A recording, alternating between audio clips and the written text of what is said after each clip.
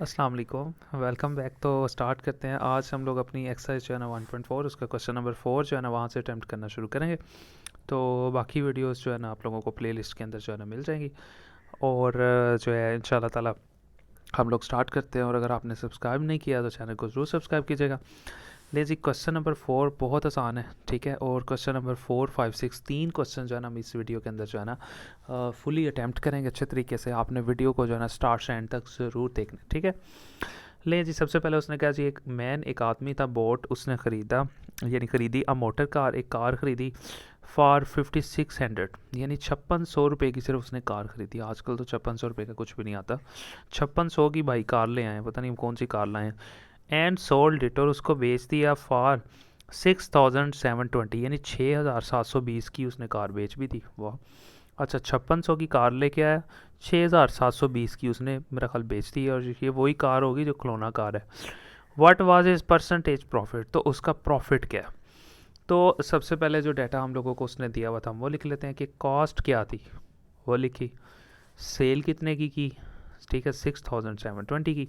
तो अगर मैं आपसे पूछूं कि प्रॉफिट कितना हुआ, तो बड़ी सिंपल सी बात है, इतने की खरीदी इतने की बेची। तो प्रॉफिट कैसे फाइंड करेंगे कि कितने की उसने बेची माइनस कितने की उसने खरीदी। सेल में से कॉस्ट को, एक्चुअली ये प्रॉफिट का फार्मूला होता है ना, जैसे आपको पता होगा, यानी ये सेलिंग प्राइस माइनस ये क्या थी, कॉस्ट, सी से जाहिर करेंगे तो हमारे पास सिंपली जो है ना प्रॉफिट आ जाएगा। यानी ये आ जाएगा जी प्रॉफिट। सेल की उसने 6720 की, माइनस कॉस्ट कितनी थी 5600 की, उसमें से माइनस किया तो 1120 रुपये उसका आ गया प्रॉफिट। अब प्रॉफिट क्यों कैलकुलेट किया, क्योंकि उसने यहाँ पे मांगा हुआ था, उसने कहा था परसेंटेज प्रॉफिट। अब परसेंटेज प्रॉफिट किस तरह फाइंड करते हैं, उसका फार्मूला होता है कि प्रॉफिट को ऊपर लिखो और जितने की चीज़ खरीदी है, कॉस्ट प्राइस जो है या ओरिजिनल प्राइस भी कहते हैं, वो नीचे लिखते हैं और मल्टीप्लाई 100 कर दें। ओके, ले जी, प्रॉफिट कितना था 1120 का ऊपर लिखा, कॉस्ट प्राइस कितनी थी हमारे पास, कितने की खरीदी थी 5600 की, उसको नीचे रखा, मल्टीप्लाई उसको 100 किया। अब सिंपल सी बात है, इसने अपने 1120 को 100 से मल्टीप्लाई किया और डिवाइडेड बाय 5600 से डिवाइड किया, तो आंसर हमारे पास आ गया जी 20%। यानी 20% उसको जो है ना प्रॉफिट हुआ है। तो यहाँ पे हम लोगों का क्वेश्चन नंबर 4 जो है ना वो कंप्लीट हो जाएगा। उसके बाद अगर हम लोग चलते हैं जी अपने क्वेश्चन नंबर 5 की तरफ, बहुत आसान है क्वेश्चन नंबर 4, 5, 6, इसीलिए मैंने तीनों को एक वीडियो में रखा है। अब यहाँ पे अगर आप देखें तो नवीद है, कोई अंकल नवीद है, ठीक है। बोट अ हाउस, उन्होंने एक घर खरीदा है फॉर 4,80,000 का, यानी कि तकरीबन 4,80,000 का उन्होंने एक घर का ख़रीदा है, ये उसकी कॉस्ट है। And was force to sell it for 4 lakh, यानी 4,80,000 का उन्होंने ख़रीदा और बाद में उन्हें किसी ने फोर्स किया है कि भाई मुझे 4 लाख का दे दे। सीधा सीधा 80,000 का घाटा हमें यही नज़र आ रहा है कि यार 4,80,000 का तो उसने ख़रीदा है, 4 लाख का अब उसको कोई बंदा मजबूर कर रहा है, फोर्स कर रहा है कि जनाब इसको सेल कर 4 लाख का। तो परसेंट, अब ज़ाहिर है प्रॉफिट तो नहीं हुआ, प्रॉफिट नहीं ना हुआ, तो लॉस हुआ है। तो यहाँ पे सिंपल सी बात है, हम लॉस की बात करेंगे तो परसेंटेज प्रॉफिट नहीं लिखेंगे बल्कि परसेंटेज लॉस लिखेंगे। तो बहुत आसान।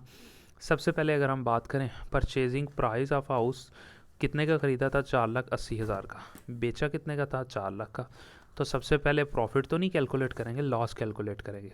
तो लॉस कैलकुलेट करने का फार्मूला वही है जैसा कि मैंने आप लोगों को बताया कि यार सेलिंग प्राइस वो लिखेंगे माइनस कितने का ख़रीदा था, ठीक है, ये सेलिंग प्राइस कितने का बेचा था माइनस ख़रीदा कितने का था, ठीक है।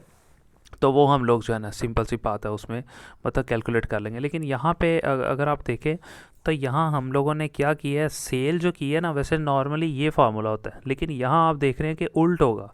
यहाँ कैसे उल्ट होगा, अब 4,80,000 जो है ना ये उसकी क्या थी, परचेजिंग प्राइस थी, तो लिहाजा ये हम यहाँ पे सी लिखेंगे, यानी ये कॉस्ट हो जाएगी माइनस, और सेल कितने का किया था इसको एस बना देंगे, ठीक है। तो सी में से एस तो फिर ज़ाहिर है माइनस तो आएगा। 4,80,000 कॉस्ट थी, ये अब ना भी लिखें चाहे, 4,80,000 रुपये का उसने ख़रीदा था, ठीक है, माइनस बेचा 4 लाख का, तो सीधा सीधा 80,000 का लॉस है। यहाँ मैंने लिख दिया जी हमारा लॉस आ गया 80,000 का। तो अब ज़ाहिर है परसेंटेज प्रॉफिट तो नहीं कैलकुलेट करेंगे, तो फिर परसेंटेज लॉस कैलकुलेट करेंगे। उसके लिए फार्मूला क्या होगा, लॉस कितना हुआ है और डिवाइडेड बाय, आपको पता है कॉस्ट लिखते हैं कि कितने का ख़रीदा था। अब यहाँ पे उसने लफ्ज़ यूज़ किया हुआ कॉस्ट की जगह परचेजिंग प्राइस, यानी दूसरा नाम, कॉस्ट भी लिख सकते हैं परचेजिंग प्राइस भी लिख सकते हैं। ऊपर लॉस था, नीचे परचेजिंग प्राइस लिख लें या कॉस्ट लिख लें, ठीक है, एक ही बात है, मल्टीप्लाई 100। अब लॉस कितना था 80,000 का, कितने का ख़रीदा था 4,80,000 का, मल्टीप्लाई 100, सिंपल सी बात है। ठीक है, अब ये 80,000 को इससे मल्टीप्लाई किया 100 से, डिवाइडेड बाय 4,80,000 किया, तो हमारे पास आंसर आ गया 16.67%। 16% हम लोगों को यहाँ पे लॉस हुआ है। ले जी, इस वीडियो का बिल्कुल आखिरी क्वेश्चन है, और अगर आप लोगों ने अभी तक चैनल को सब्सक्राइब नहीं किया तो काइंडली उसको ज़रूर कर दें। अच्छा, यहाँ पे सब कुछ सेम है, यहाँ एक नया लफ्ज़ आ गया और इस नए लफ्ज़ का नाम है मार्कअप। अच्छा, अब मार्कअप जो है ना प्रॉफिट का दूसरा नाम है, ये आप अपने माइंड के अंदर रख लें। प्रॉफिट को प्रॉफिट भी कहेंगे और मार्कअप भी कहेंगे, ठीक है, कुछ भी कह सकते हैं। फिर उसने यही कहा कि परसेंटेज, ठीक है, मार्कअप या प्रॉफिट, परसेंटेज प्रॉफिट फाइंड करना है।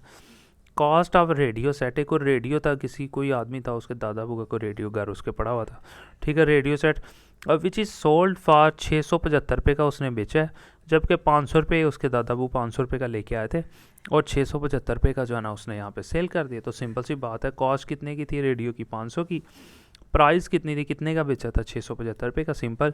तो ज़ाहिर है साफ नज़र आ रहा है प्रॉफिट हुआ है।